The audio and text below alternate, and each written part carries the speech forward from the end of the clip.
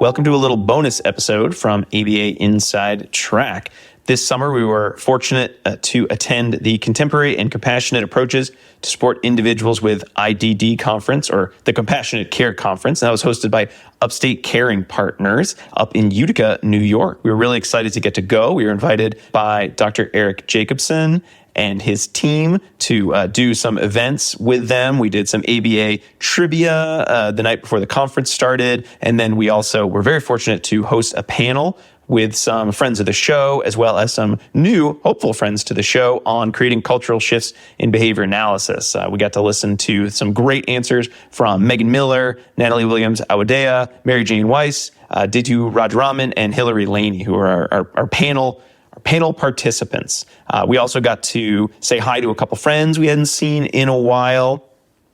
We saw certainly Jess Slayton and both John and Joey Staubitz and Ron. I get the chance to meet someone I'd met on Zoom a few times, Ron DeMusi, who also spoke about using SBT in schools and some of the benefits to using SBT at somewhat of scale. And then we just got to meet a lot of excellent new people who you never know who you're going to meet at a conference. So some folks from Canada, some folks from down in Florida area, Louisiana area. It was a very exciting conference. We really thought it did a lot to progress a lot of the compassionate care work that most professionals in our field are really trying to improve so that we can continue to grow as a field and improve how we support our clients. So just a really, really great time. We were so happy to go. Hopefully everyone who got to meet us was not disappointed by the real thing.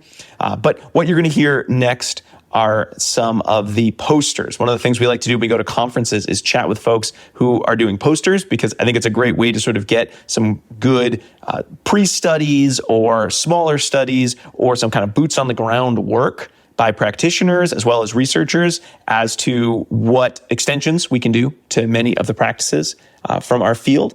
So we always love talking to folks. We didn't get to talk to everyone. There were a lot of cool posters we didn't quite get to in time, but here's kind of a sampling of some of the posters we were able to see while we were there. Again, we hope you enjoy hearing a little bit about the conference or from the conference. And in 2026, when they host another one, maybe you'll get a chance to go as well. But in the meantime, please enjoy some of the posters from the Compassionate Care Conference.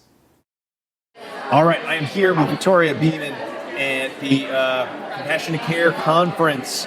And Victoria, you were explaining a little bit about your poster here, but I'd love to hear, sort of what was it you were looking to do? You do some cab chaining. It's always one of those things that sounds easy when you describe it, and I always have a harder time explaining it from other people. So tell me about your poster and the work you were doing in here. Yeah, so I had two learners who were not conditioned to face their voices, meaning humans did not signal reinforcement. They were not attend to my face even during times of reinforcement or attend to my voice.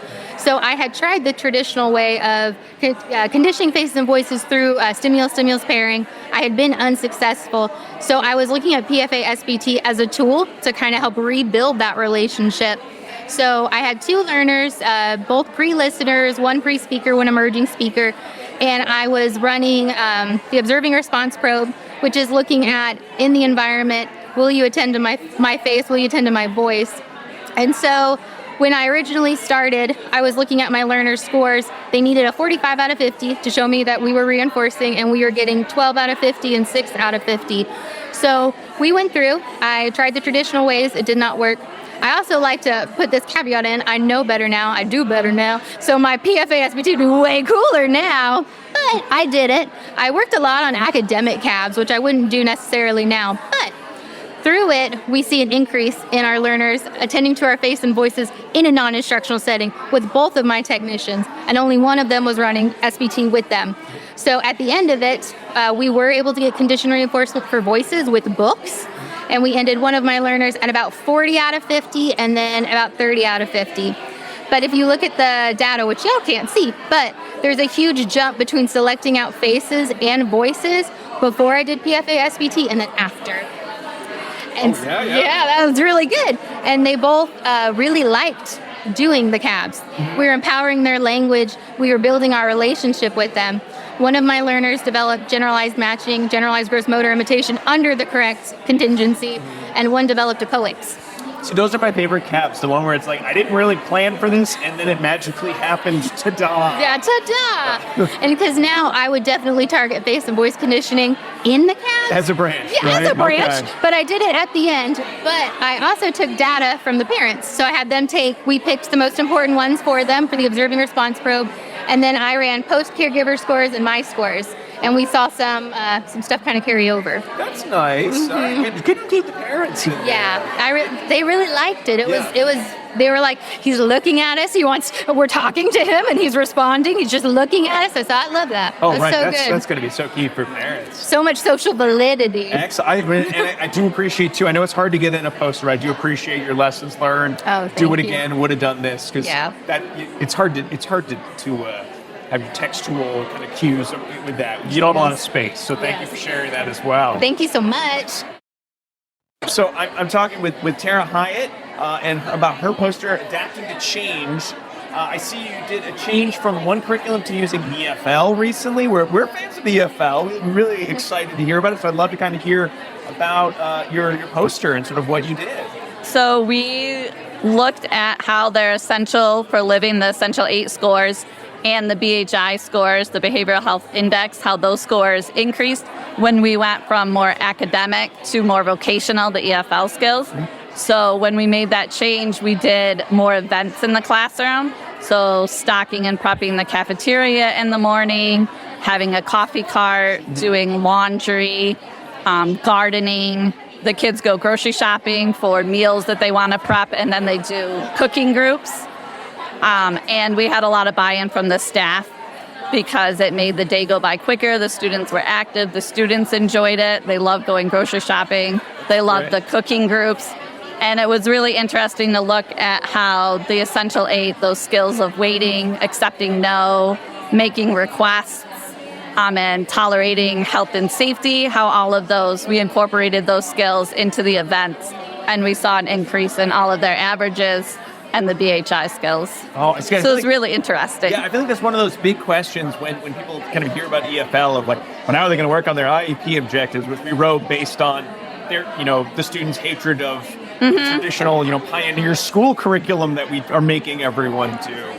So it sounds like you had a good measure. Were there other ways that you were looking at sort of, you mentioned the students seem to enjoy the activities. Was it more like just observable signs that, traditionally associated with happiness? Was it just measures from the EFL, a combination? It was measures of happiness as well as their IEP goals and their attainment of their objectives. So we used the EFL to help us see their skill deficits and write the IEP goals, and then we incorporated those goals into our EFL events. Now, did you need to convince the powers that be about EFL, or was sort of already a shift that was going on, and so you just said, hey, let's see how it works?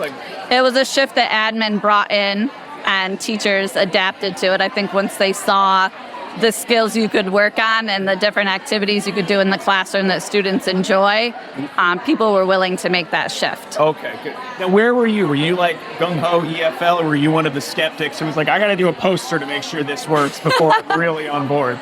I was skeptical at first, but then once I saw how all my students really had deficits in making requests or waiting or accepting no, that it didn't make sense to focus on those academic skills when they didn't have basic skills they needed to be successful in life. Okay. Well, thank you so much. It's so exciting to see the implementations in a classroom setting. And thank you for admitting that you were a little skeptical of it, too. It does add a little more validity to the results, I think.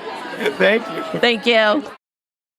So I'm here, I'm talking with Meg Bro about risk categorization and clinical decision-making tool. I'm a huge fan of any tool where I can do like a flow chart, or I can just sort of see the steps, especially when it's about, okay, am I doing trauma-informed care? Because it's something that, I didn't learn in grad school. I've sort of had to learn on the go. Yeah. So I'm very excited to hear a little bit more about this work. Yeah, so I am an Excel nerd to the core, so I love the data. Is there a pivot table involved in this? There's not, but we have them. So this was a Google form that we created. It was a questionnaire that was dynamic. So it asked supervising clinicians questions based on categorizing the client's most dangerous behavior they engaged in. And so after answering a few questions, it would categorize them as a level 2, a level 3, which was moderate risk, or a level 4, which was high risk. And then from there, additional questions were broken down. And so those additional questions asked about like frequency of the behavior, if there are restrictive practices in place. So are they still having restraints? Are they potentially having seclusion, a 1-to-2 staffing ratio, incident reports? Those are all things that would categorize them higher on a risk level. So after the supervising clinician completed the questionnaire, it would categorize them from 2B to a 4D. And so a 4D was reflective of a client that needs more attention and suggesting that BCBA most likely needs more clinical support from a higher trained BCBA who knows PFA, SBT, universal protocols, etc. So here we kind of have, after you complete the questionnaire, the BCBA got the responses. So did their supervisor, so director of clinical services. And then we had a large Excel. This is where the pivot comes in. That area director clinical services could sort to be able to see, okay, out of my entire market, what clients am I responsible for doing overlaps with? What clients do I need to look in and do some more integrity data for? Okay. Additionally, based on risk level, they were given a 3-tier decision-making model. And so this is where the kind of thought was that if you have a client who isn't decreasing problem behavior, most likely they're not getting services that are aligned with what we want. Sure. And so initially, tier 1 was making sure that they had a foundational plan that was in place. That is kind of our universal protocols. Okay. Built into a behavior plan. It's really antecedent heavy. It identifies signs of ascent withdrawal. So that was step 1. Do you have a foundational plan in place? Yep. Directors of clinical services had to review the foundational plan, and then based on risk level, so if I had a 2D client, I was responsible for also doing an overlap with that BCBA to make sure that the foundational plan was being run with integrity. We had deadlines assigned for when that behavior should be reducing based on risk level. So if you have a level 2 client, it's not probably the highest priority. If you have a level 4 client, that's your fire. Yeah. And so put all your attention. That behavior should be decreased in 3 to 4 weeks. Otherwise, you should be moving to tier 2, which is starting to look at SBT, doing a PFA for the client. Similarly, we had competencies as well as additional oversight that needed to be provided based on risk level.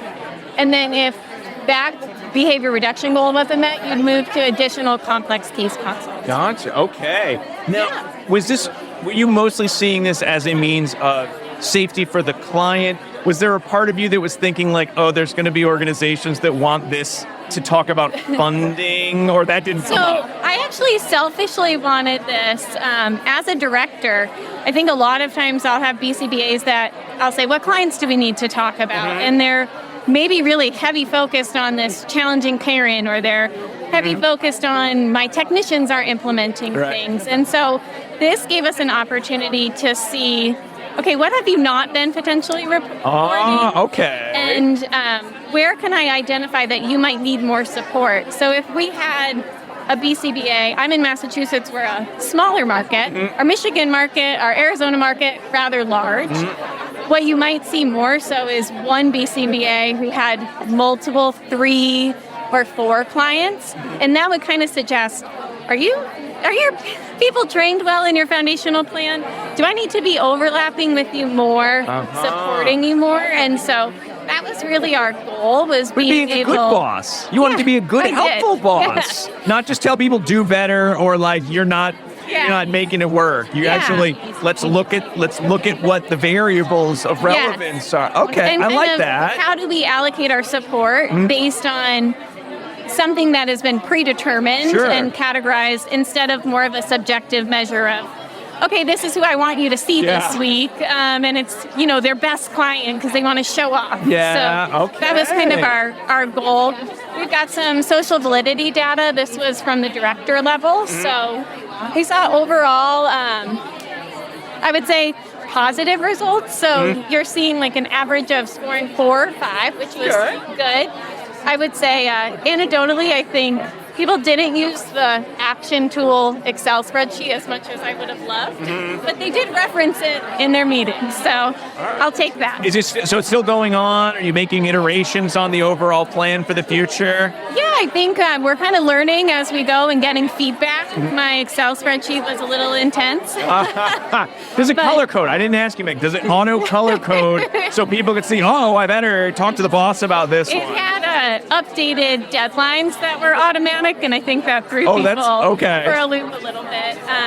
But yeah, I've been working with Hillary a lot, Hillary Laney, on kind of identifying what are the bigger picture steps that we would want people doing at each of these tiers, so that you don't have, okay, in this market you have this director of clinical services supporting in this way, and then you work in another market and you have a total different experience. So kind of like a guideline to align people in how to support cases. Very cool. I love anything that is like adds a level of systematization but is meant to be supportive of everybody involved, the clinicians, the clients. I think that is always such a needed system. And this doesn't seem like it compartmentalized everything either. Yeah. Which I'm assuming was the goal of like, this can't be too rigid as to... We wanted it to be easy enough to access. It took about 2 minutes to fill out the Google form. Oh, that's great. Yeah, and you got an automated email response. So hope for a low response effort for a supervising clinician. Very cool. Thank you so much. Thank you. For sharing. Thanks. All right, so I'm talking with Melissa Walsh about skill-based treatment in public school classrooms. So I'm guessing your findings were nobody had time, there weren't enough resources, and you found nothing. Is right? There's a lot of poster here, so I'm guessing that's not the case. We found some amazing results, actually. Okay. Good. So I covered 22 school districts. We had 3 school districts that allowed us to video and use their data for my dissertation. So it was really exciting. Even better because you had a dissertation, so you needed that data at the end of it. I needed data. So we have 7 students. Most of them were in autistic support classrooms. One of them was in a kindergarten classroom, and we actually had a kindergarten teacher running SBT while she was doing classroom read alouds and center times. Wow. Yeah, it's amazing. This was a unicorn teacher in the poster. She is just amazing. I'd love to clone her. Her little guy actually was at about 10% participation at the beginning. We got him up to almost 80%. That's awesome. And we had almost a 100% reduction in problem behavior. We were at like 99.3% reduction within the Gen Ed classroom. All right. Yeah. Wow. So it was really exciting. Yeah. He was our most excited. We also had an autistic support classroom where we were running SBT and a dyad. Okay. Because all of our ratios are at least 4 to 8. And then obviously the kindergarten one was 2 to 22. So we had to get creative. And we had 2 students who were in HRE, like parallel play. And then we had a para or a teacher placing the EO and running trials and taking data at the same time. Now, were the students in the dyad, from the ISCA, had kind of the evocative situations been similar? Were they different enough that you sort of had to get creative with what it looked like? Or what was that? They were actually pretty similar. Okay. So they both enjoyed pretend creative play, but on their own. That was HRE on the floor. And then the EOs were coming to the table to do work. And then we also did a leisure EO where we had them playing a game together. Oh, nice. So it was flexible gameplay. Okay. And then they had to take turns with each other, and we were doing games like Don't Wake Daddy. Things like threatening that. Don't Wake Daddy game. They loved it, but the problem was they wanted all the turns, Okay. So it was waiting, and then we slowly elongated the amount of turns that each of them. So those were one of the kind of the laser chains that you'd identified? Yeah, that was one of our branches with the leisure skills. Okay. Let's see, what else would you like to know? I guess in terms of, did you find your procedures were very similar for the kindergarten classroom versus in the autistic support classrooms? Because I know one of the, I don't want to call it a limitation of PFA SBT, but definitely a hurdle is what does this look like when I'm not in a classroom that is sort of set up to do this level of individualized programming? So did you have to do a lot of kind of tap dancing to make it work for, like, say, that kindergarten teacher, or was she just that amazing that it felt the same across settings? So we started out having the special ed teacher in there modeling. We were using Zoom, and I was talking to the special ed teacher through Bluetooth. Oh, always fun. It was amazing. And so she modeled, the gen ed teacher was watching while she was running centers. When she felt comfortable, we kept asking, do you want to try? We would give her little note cards as to what to say, little prompts to help her out. And it went really well. She had a couple of mishaps where she was like, oh my gosh, I totally messed that up. But it didn't matter, There's a little bit of a looseness to the SBT work sometimes, right? That's okay. One of the main things that people were worried about was what's going to happen with the other kids in the classroom. And what we've found, and I've found this in other classrooms too, the adults are more impacted than the kids are. Oh, it's so true. Right? It feels like such a straw man argument at this point of, like, the other kids will learn to do all the same. I've never seen it happen. Totally did not happen. It's an exception to the proves the rule. I've seen it happen once or twice, but pretty rare. So read aloud time, all the kids on the floor, my guy's rolling around on the carpet. She would pause and say, all right, buddy, it's time to sit up and join the class. And they would run through the EO. And it worked out perfectly. We didn't have any other students engaging in that behavior. We just explained to them what was happening.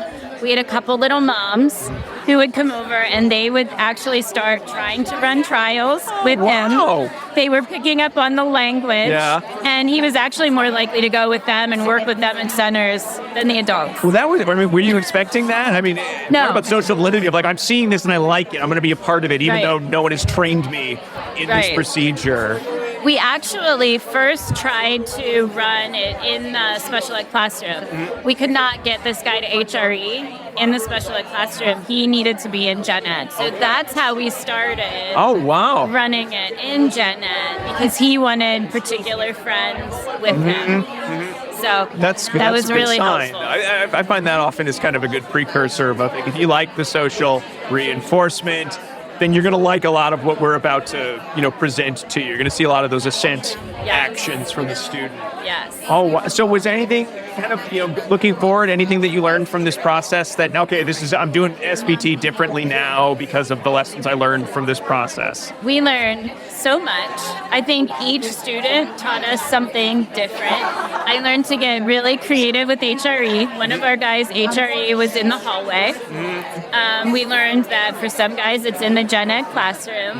Everyone was different. We really changed the omnibus man for a lot. We had a lot of very vocal students who would say, not right now, I need more time, please. So you were able to shape it a little bit quicker into the more specific, mans? Absolutely. They went very quickly through the first 3 levels, and then we slowed down a little bit once we got to relinquishing and transition. But we made it. And we learned to be very creative because of the lack of staff, the lack of space.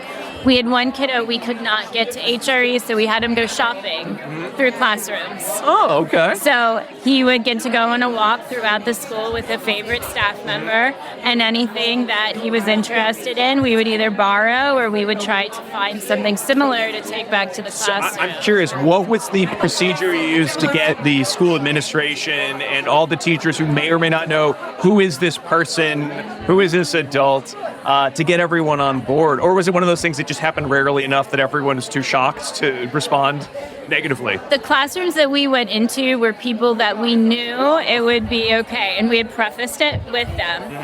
Admin, because this student had such severe problem behavior, they were bought in from the beginning. Whatever you could do, just go for it? Okay. We did not have a problem with admin at all. They were like, what do you need? That's We great. will help you. Yes. We really didn't have problems with admin at all. Excellent. And as the teachers are seeing it work with students, we're seeing the snowball effect. All right. So we're getting more and more teachers interested and asking about it, which is really cool. Very That's where we cool. want to be. Well, Melissa, thank you so much for sharing. Really appreciate it. You're welcome.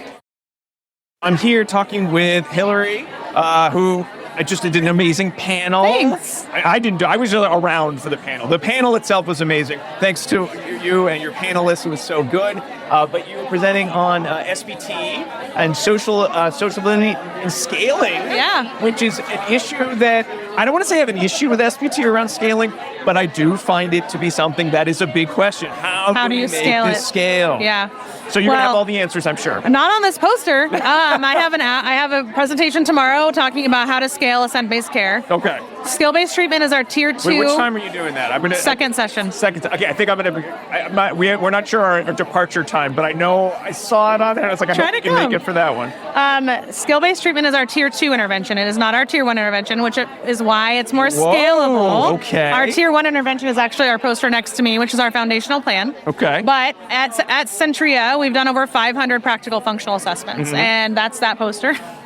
And this is the skill-based treatment efficacy of our tier 2 intervention. So what we have is our own data collection app called Care Connect, and it's not available for public purchase, but when I started at Centria, they asked me to build skill-based treatment on it because they knew we wanted to scale the practice. And without data validation, visibility, you can't scale. Yeah. So this is our app for SBT, and what it does is it does a lot of things, but it gives clinicians really specific visibility into the learning opportunities for SBT. Oh my, yes. It graphs their data for every session based on the highest level of SBT run and it'll tell you the number of trials your tech run. Okay. What this has allowed us to do is to look at our data in whole. And so what these figures are is all of our clients who've run SBT, how are they doing on mastery? Because part of scaling is ensuring fidelity, effectiveness, and accountability. Yep. So what we did is this dotted line tells us our gold standard of how many learning opportunities it should take to master each level. So for FCR and TR, we say 30. CAB 1 and CAB 2, we say 40. And CAB 3 to 6, we say 40, meaning you should master your CAB 3 in 40 learning opportunities. On this graph, this bar graph represents the number of clients who are running this step during this time period, and this dot represents how many learning opportunities it took them. So for FCR and TR, we're averaging around 10 learning opportunities to master FCR, 10 for TR. For CAB 2, we're around 35 learning opportunities, and for CAB 3 through 6, we're around 40. And so what this is like allowing us to see that we're doing this with efficacy, and it's not taking forever. Like what we don't want is clients sitting in intervention for hundreds of days. Oh, and it is prevalent. so easy to do. It's so easy to get stuck. And so one of the things that helps us, there's a couple of things that helps us do this. One is obviously training. Technology can help us too. So this application makes some decisions for people around what to do. So it'll tell you if you've mastered it and it'll move you on. It'll tell you if you should go back. It'll tell you if you should slow down because you're having too many interfering behaviors. It'll tell you to go to synthesize reinforcement. So the application helps people make decisions that increase the efficacy of the intervention. Okay, so Hillary, I have to say, I love the app. Will it remind me the difference between the CAB branches because I tend to start smooshing them together once I get beyond like 3 and 4. They're kind of They're the same. They're the same, right? So it won't tell you that, but what it does is it'll tell you what you're doing. Okay. So it's like, okay, run a CAB 5, and you're like, what does that mean? Well, it'll say, But it's got in there. run 4 minutes of on-task reading activities. It's that explicit for the and students. then you would have your programs you want your technician to take data on here as well. So you would take data on their toleration and their skill acquisition. Now that sounds like a huge relief for because I've worked with some fabulous people. Like they get the art that kind of comes into doing SBT, but it is here's the 50 programs I need you to juggle. Here are the chains I need you to juggle. Here's the data system I need you to do. It's kind of a mess. Do your best with it. Try. You know, you see progress, but you're never sure if it's the progress you think it should be because they're just doing the best they can do. So something like this does take a lot of that guesswork out of and you can see there. You can see if they're making progress. You also you might run more than one branch. You can switch branches on this. You can say, okay, I'm running my branch A. Now I'm running we have the branches named. So this is a structured learning branch.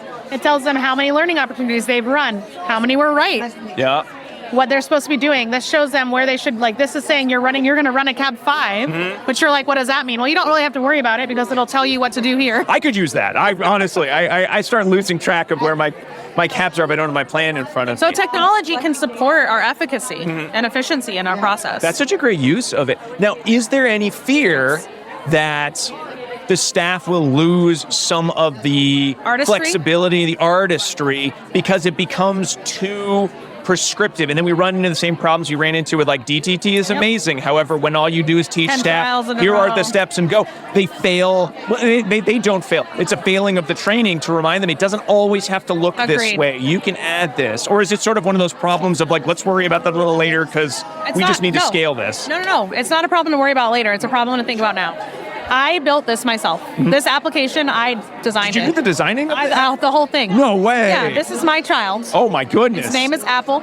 It's only available on iPads. Anyway, but no, so to some extent, maybe that's true. However, there's almost no decision that this makes that someone couldn't override. Okay. Also, there's levels of ability in here to allow people to make decisions. So for example, in this example on the screen, it's prescribing what trial to run.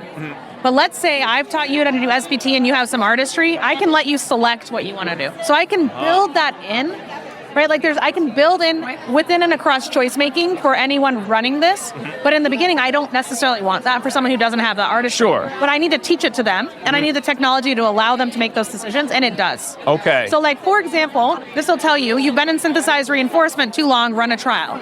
Well, they can say no. They can say not right now.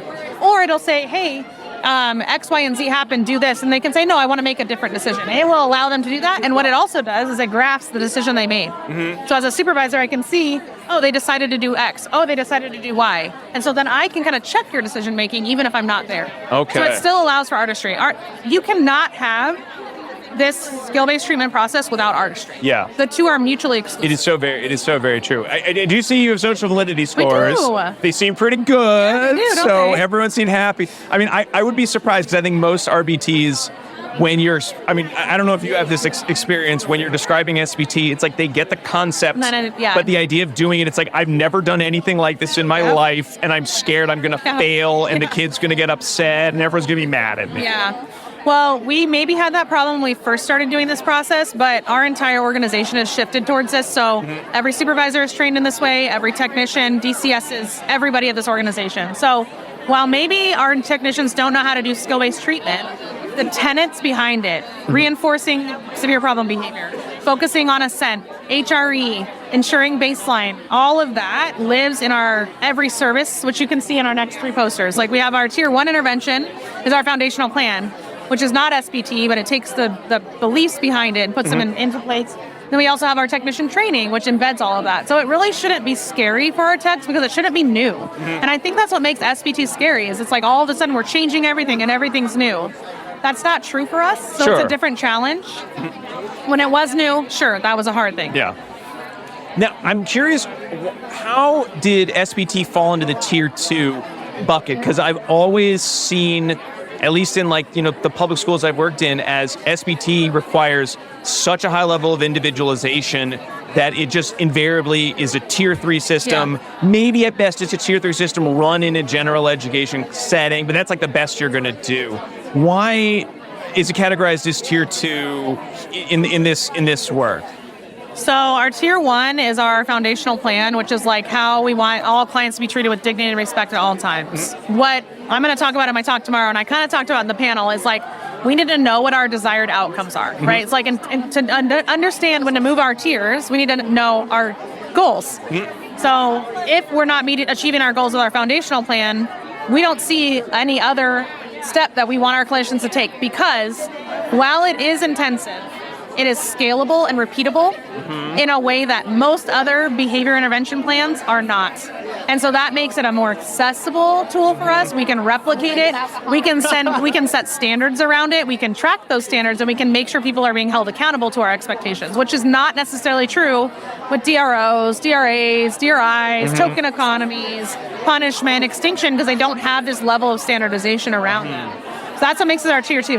Our tier 3 is then clients who are not meeting our desired outcomes with PFA and SBT. They get complex case consultation, which is where we start to put more resources in place. Okay. All of our supervising clinicians and techs are trained in this, but maybe their client has some idiosyncratic needs. That's our tier 3, is now I have to come in and teach you about idiosyncratic attention and escape conditions. Okay. And maybe we have to do a more formal FA. We actually see a formal prescriptive FA as a tier 3 intervention, because it's not as scalable, it's not as replicable, and it takes a lot more skill to pull it off. Yeah. Very true. I mean, I definitely agree. Like the Utica itself, I've always seen as like to some extent, I'm almost Simple. like this is kind of a tier 1 intervention because I'm just sort of parsimony. watching these things. Yeah, parsimony, right? But SVT, maybe not. Yeah, no. That definitely moves into that other category. But I appreciate you're going through that process because Yeah. I think MTSS is one of those kind of procedures that everyone kind of gets tier 1, they kind of get tier 3, and then tier 2 is, I guess, anything that It's the I kitchen wasn't sink. told about. It's the kitchen sink. We don't want tier 2 to be the kitchen sink. No. Because in the kitchen sink, people are making decisions that are not aligned with our values. Mm-hmm. And so this is what makes it scalable. Because we know these procedures are backed by our values. We know what they're supposed to look like. So I can go in anywhere and say, that looks good, that needs support, that's meeting our standards, that is not. We Yeah. don't have that with other things for Very behavior true. intervention. Oh, well, Hillary, thank you so much. I really appreciate you sharing. And I know we're running low on time, so thanks for sharing a little about some Yeah. of the other posters I might not we had get to. 8 posters here. Oh, wow. Yeah, we had this skill-based treatment. We did our 500 PFAs. We have our foundational plan poster right here that goes to our tier 1 intervention. We have coordination of care poster around working with outside providers. We have our training poster for our supervising clinicians, our training poster for our behavior technician. Wow. And we have our tier 3 intervention over there, which is complex case consult. Okay, so so- it's essentially our whole model. So you guys are going to take a nice long weekend for all this work, Yeah. it sounds like. And all of it, I'm going to talk about basically every poster tomorrow during my So I should record the talk, is what you're saying. You should. Well, Hillary, thank you so much. Thank you It's so great. Thanks for letting me be on the panel, too. Oh, yeah.